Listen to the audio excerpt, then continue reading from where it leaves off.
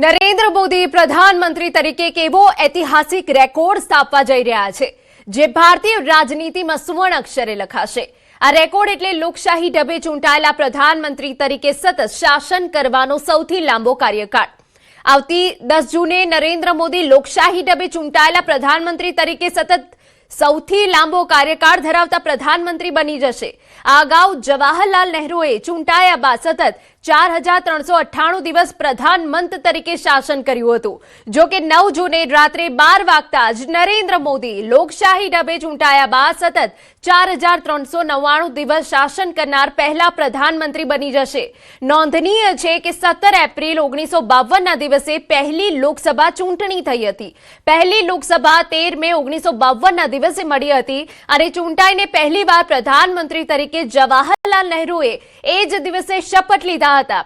ત્યારબાદ તેઓ 27 મે 1964 સુધી પ્રધાનમંત્રી રહ્યા।